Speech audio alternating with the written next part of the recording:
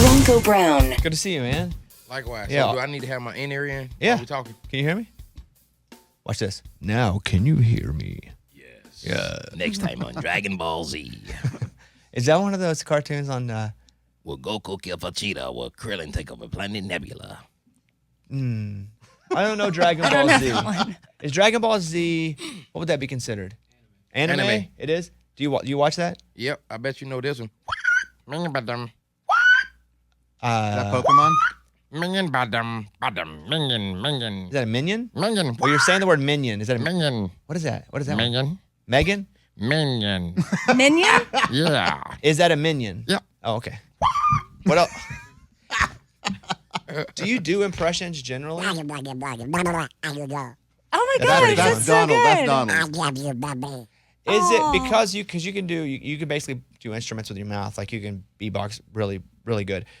Like it's all that the same like skill set? Like if you can create noises. Changing your voice and beatboxing, two different things, unless you got like some animation going on while you beatboxing. But No, I mean, is that like, are you able to do those kind of with the same part of your brain that you're able to beatbox with and mimic sounds of instruments? only God knows. Only, yeah. Felt What that. other impressions do you have? I mean, some of everything. Wish a motherfucker would. Told him downstairs. Motherfucker Bernie Mac. Motherfucker told him about him. His motherfucker don't be playing. No, we had to beep that. But, okay, so, yeah. That's pretty good, though. That was pretty good. That's really good. Can you hear and automatically go, and is that a skill of yours? Can you mimic pretty quickly? Yeah, I mimic pretty fast.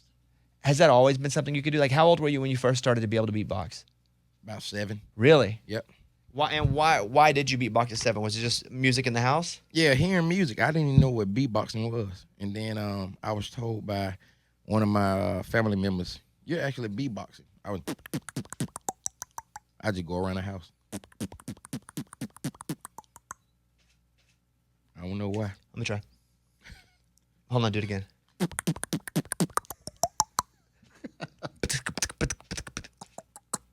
First time, not so bad, huh? Not so bad. Actually, not first time. Tried a lot. So if I were to like, would be someone like, hey Blanco, just give me a beat with your mouth. Is that what they say? Give me a beat with your mouth. Or what do Yep. they say? Yeah. Yeah, give me a beat. Good, go.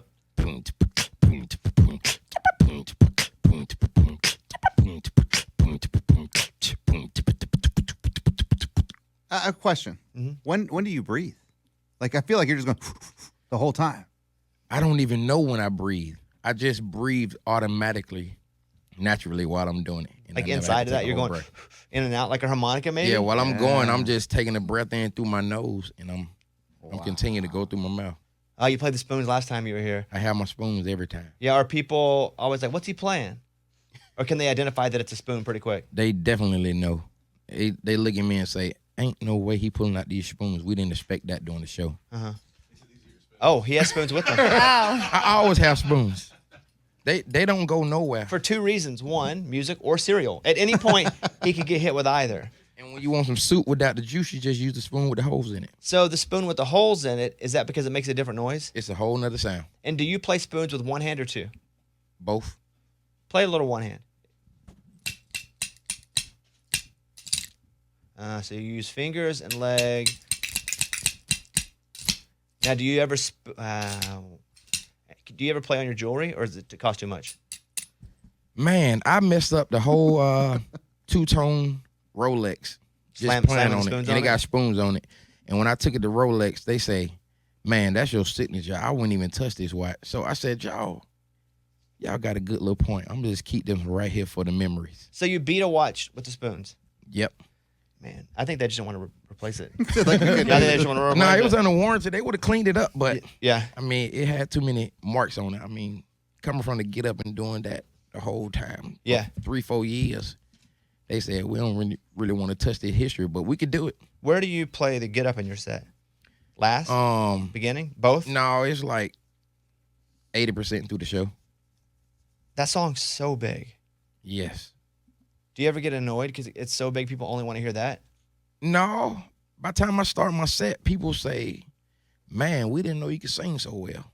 Oh, for sure. I didn't know you could sing so well when you came in here and performed the first time. Oh, yeah. Yeah, I was kind of blown away. you were in that motorcycle accident. From the last time that I saw you, you got into that motorcycle wreck.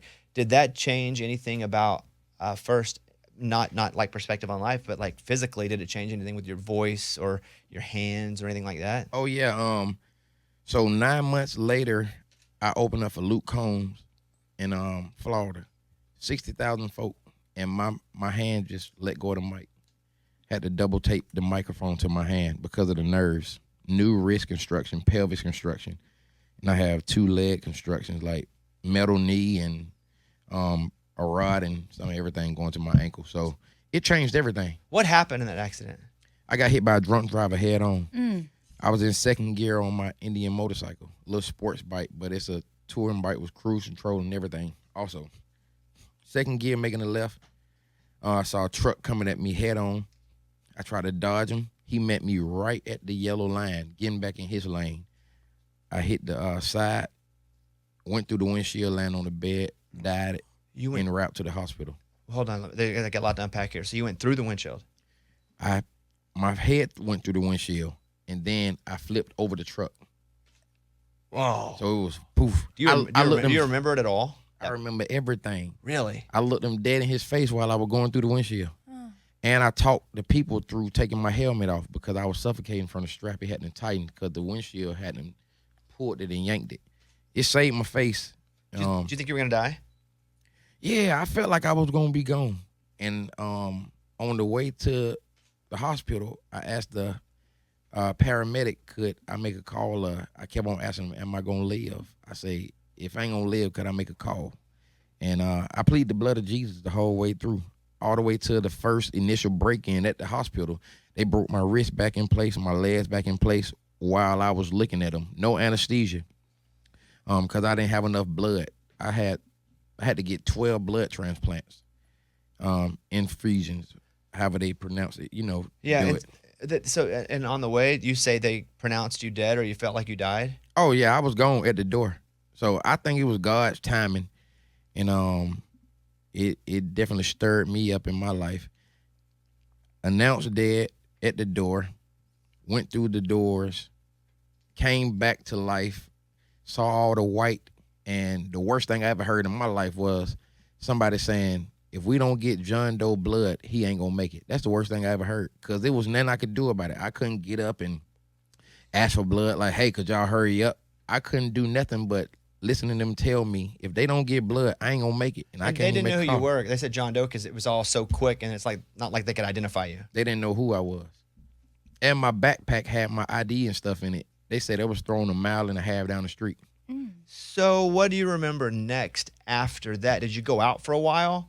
Like, were you unconscious for a while? I remember going to a blank space, and then I woke up the next morning in the hospital in ICU. And I had like a contraption around my pelvis, pushing my pelvis together. I couldn't move a leg. I'm talking about painful in the groin area, everything. They were saying, this is for the betterment of you because my pelvis was broken. And, you can bleed from there real bad, real fast, and it could be over. So by the grace of God, man, I got through that. And after that, I remember being in the hospital for weeks. I had 2 pipes going through my legs. Through my thighs. I still had the scars, one on each side of my bladder and on the back, coming through the exit. So pipes like this, 12 inches, about this thick, to hold my pelvis together. And they had to flip me on them every day when I use the restroom. I'm talking about like the pain to flip me on the bone and the pipes. I said, oh, man. What hurt worse, that or getting kicked in the nuts? No, the worst thing about the whole experience was that catheter. Catheter. I passed on this question. I'll move on past this one. I don't think about that because I can picture that. Oh my God, that's the worst. I don't wish that on nobody. Of all the things, he says that's the worst. That was worse than anything. Like, I was making a joke, but the catheter, And people don't know this, but when the catheter goes in, they pump it up and it turns into a bubble. And it fills your the inside. We felt that. And a guy in the hospital actually pulled his out and bust everything. While you were there? Wait, was that guy you? No. Oh, okay, making sure. No. I'm still blessed. Oh my gosh. So when you get out of the hospital, did you have full mobility? No, I couldn't walk. Do you I couldn't have even full turn mobility myself now? My left leg still has I have drop foot on my left foot. I don't know what that is. You ever seen people walk and they foot go down before it goes up? So it's like mine ain't that bad because I just prayed a lot and walked through a lot and I was determined. But drop foot is when you can't get your heel up in order to do a regular stepping motion. So how do you feel now every day, like physically? I still have nerve damage and pain in my left foot, my left leg. It was the worst of it all. I keep a bubble, like my leg stay with a bubble on it. It swells up. The more I walk, it turn into a knot by the end of the day. Then it turns off the feeling going to my ankle. Then it make my foot feel like it's on fire. When did you start making music again? After you got out of the hospital, how long? Oh man, it had to be at least a year because I couldn't work through the nerve damage and the pain. I had a horrific case of nerve damage, and every day I woke up, it felt like my foot was on fire. They said my nerves were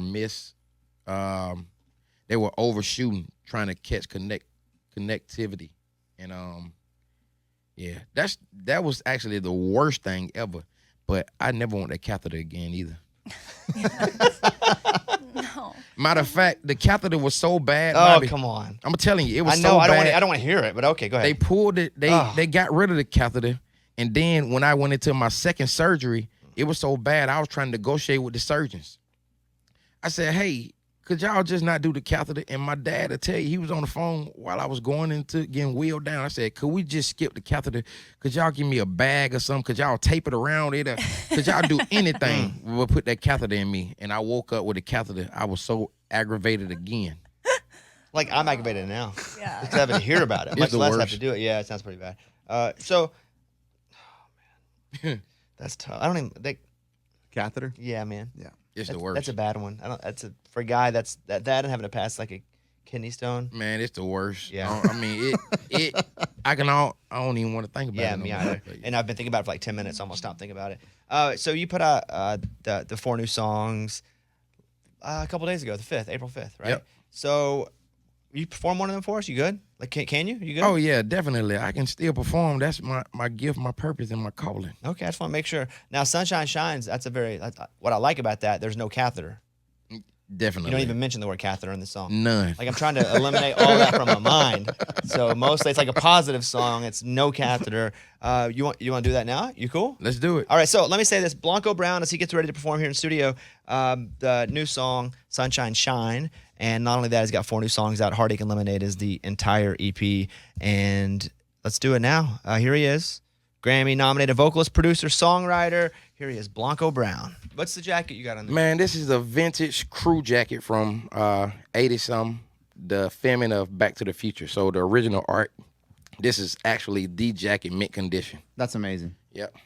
Then you collect a lot of stuff, huh? Yeah, I love vintage pieces. That's pretty cool. You got even the button on the front. Yeah, I mean, only the film crew got them.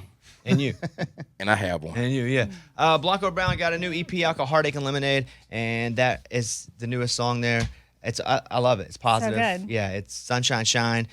Good to see you. Glad you're healthy. I know it's been a while since the wreck. We hadn't talked to you except for on the phone since then. Yes, indeed. You look good. That's a blessing. Did they shave your face at all when you were sick? Like when you were in the hospital? Nope. I ended up doing it with cast on my hands maybe 2 months later. I got footage of it, too. They didn't put a catheter anywhere else, though, did they? No. All right, there is Blanco Brown. All right, thank you. Good